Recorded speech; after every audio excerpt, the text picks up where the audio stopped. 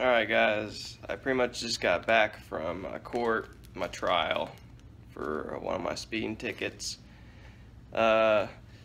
Basically, they said they clocked me going 73 and a 55, and then, she gave me the ticket and everything. I went in there and I was just going to take it to trial and fight it, like screw it.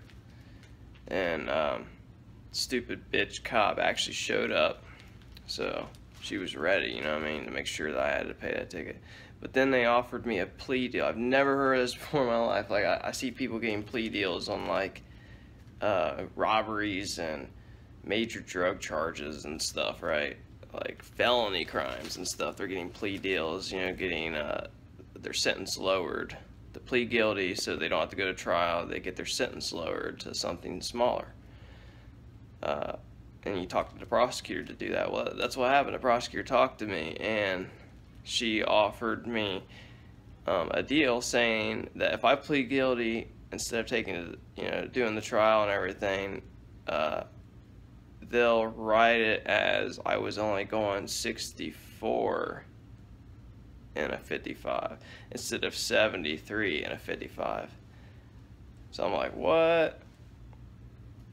Speeding's bad, really. I mean, you shouldn't speed, but sometimes you gotta get places in a hurry. But where I was, I shouldn't have been speeding even if I was, because it was pretty dumb. Like, I was pretty close to home already. I shouldn't even have speeded, if I was. So, but yeah, they gave me a plea deal and I pled out, and my fine would have been $150 on the ticket if I would have just paid it and not, went into court or anything. But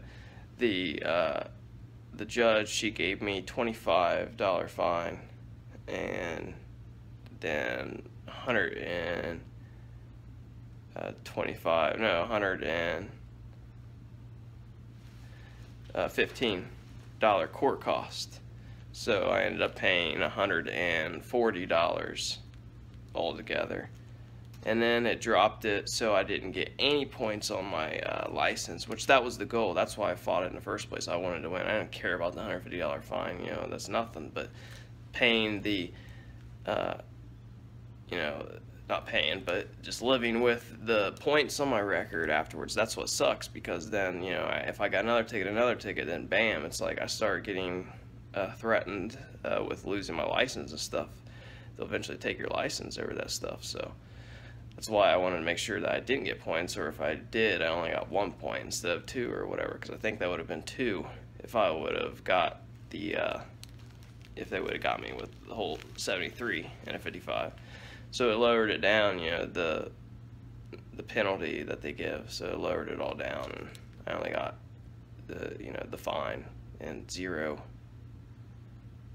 points. So really cool, I guess. I mean, it sucked that I didn't get it totally dropped, because it would have been cool if the cop didn't show up, because that's what I hear, people go to these things, the cops don't show up, bam, you're just golden. I got another court date coming up. I don't know when. I already went in and set my trial out. Like, I don't know what date they're going to give me. They're just going to send it in the mail, as they said. But on this one, I waived my right to speedy trial. So this one was actually a sped up trial, and they got me in within like 2 weeks or something after my first hearing or whatever, when I made my plea.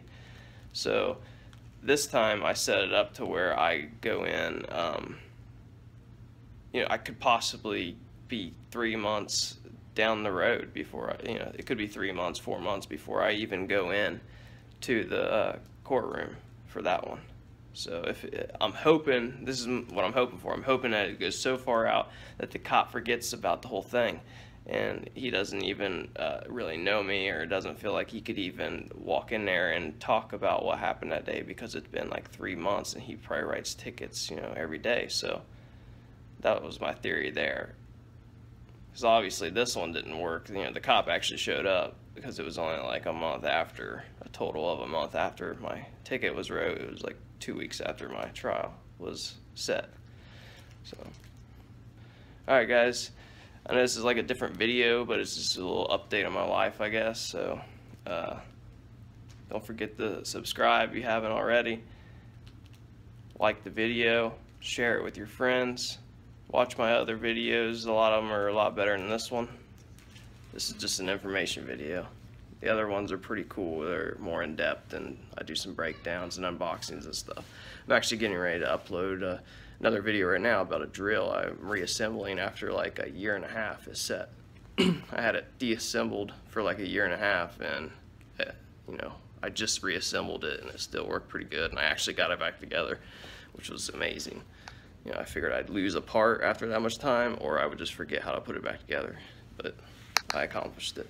Alright guys, I'll see you in the next one. Later.